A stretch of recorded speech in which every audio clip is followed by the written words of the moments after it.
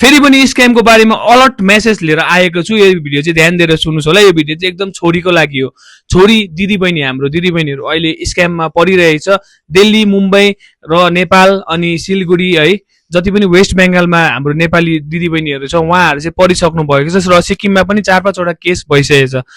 यो स्क्याम चाहिँ कसरी हुन्छ भनेर भन्न गइरहेछु है। यो स्क्याम चाहिँ तपाईँलाई फ्रेन्ड रिक्वेस्ट आउँछ फेसबुकमा है, कुनै पनि सोसियल मिडियामा फ्रेन्ड रिक्वेस्ट आउँछ र तपाईँले एक्सेप्ट गर्नुहुँदा तपाईँलाई 2 दिनसम्म तपाईँको स्टेटस चेक गर्छ, तपाईँको फोटो प्रोफाइल चेक गर्छ, तपाईँको स्टेटसहरू यहाँ छु यता छु भनेर हाल्नुहुन्छ भने तपाईँको त्यो स्टेटसहरू चेक गरेर तपाईँलाई फलो गरिरहेको हुन्छ र हाई भनेर पठाउँछ र तपाईँले प्रोफाइल चेक गर्दा एकदम ह्यान्डसम केटा है र तपाईँले हेलो त जान्छ हेलो भनेर पठाउनुहुन्छ र 2-3 दिन बाद हुन्छ, गफसप हुन्छ है, काको है, यस्तो बात मार्दै जाँदै 3-4 दिन बिच, 5-6 दिन बिच, 2 महिनासम्म तपाईँलाई पुरा त्यसरी टेक्स्टहरू गरेर एकदम लास्टमा रिलेसनसिपमा तपाईँहरू बस्नुहुन्छ। फोर्सफुली हुँदैन त्यो चाहिँ, एकदम तपाईँसँग च्याट गर्दै गएर दुईजनाकै अन्डरस्ट्यान्डिङमा चाहिँ तपाईँहरू मतलब रिलेसनसिपमा बस्ने डिसिजन लिन्छ र रिलेसनसिपमा बस्छ र त्यसको 3 महिना बादमा तपाईँलाई फोन गर्छ, भिडियो कल गर्छ, बात मार्छ। 3 महिना त्यो चलिरहेको हुन्छ। त्यसको भित्र बिचमै नै म तपाईँलाई भेट्न आउँछु म है भन्छ, किनभने ऊ युएसए को हो भनेर तपाईँलाई भनेको हुन्छ कि अमेरिकाको हो भनेर, युएसए को हो भनेर भनेको हुन्छ र तपाईँ मक्ख पर्नु भएको हुँदैछ भने या त बात मार्नु पनि हुँदैछ भने तपाईँले यो भिडियो सुन्नुहोस् होला र तपाईँलाई म त्यहाँनिर आउँदा तिमीलाई म सपिङ गरिदिन्छु भनेर भिडियो कलमा सपिङ गरेको जस्तै गर्छ। तपाईँलाई एआई को जमाना छ, कसरी एडिट गरेर बनाउँछ त्यो चाहिँ मलाई याद छैन।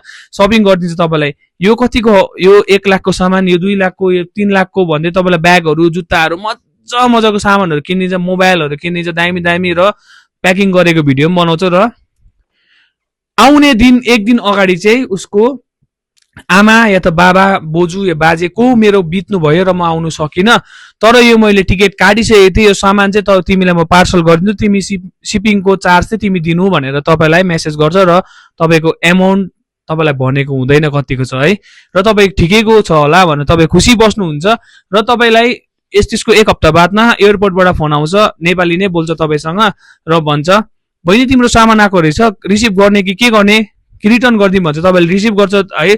एमाउन्ट कति छ भन्दा सामान, टोटल एमाउन्टको सामान झन्डै 20 लाखको छ र यसको सिपिङ चार्ज चाहिँ तिमीले पे गर्नुपर्छ, यो चाहिँ पे गरेको छैन भने तपाईँलाई भन्छ र तपाईँले कति पे गर्नुपर्छ 1.5 लाख रुपियाँ भन्दा सोच्नु त हुन्छ, तर पनि 3 महिनाको ट्रस्ट छ तपाईँलाई है, तपाईँसँग 3 महिनाको ट्रस्ट छ र त्यहाँनिर सामान 20 लाखको छ भनेर तपाईँले आछि 1.5 लाख त भन्ने हुन्छ र तपाईँकोमा छ भने हुन्छ भने तपाईँले पे पनि गरिदिनुहुन्छ र तपाईँको घरमै डेलिभर गरिदिन्छु भनेर उनीहरूले भन्छ भने नेपालीमै बोल्छ अझै है, बाहिरको त तपाईँको त्यो इङ्ग्लिसमा बोलेको हुन्छ र तपाईँकै एरियाको एयरपोर्टमा छ भने नेपालीमै बोलेपछि तपाईँलाई झन् बेसी ट्रस्ट हुन्छ र तपाईँले त्यो पैसा पे गर्नुहुन्छ र अझै तपाईँलाई वेट पनि ज्यादा रहेछ, यसमा 50,000 अझै थप्नु पर्ने छ, तिम्रो घरसम्म आउनु लागि डेलिभरी चार्ज सबै जोडेर 50,000 अझै एड गरिदिनुहोस् भन्छ। फेरि तपाईँले के सोच्छ, ए मेरो 20 लाखको सामान हो, 2 लाख जाँदा के हुन्छ र 18 लाख त प्रफिटै हुन्छ भनेर फेरि सोच्नुहुन्छ।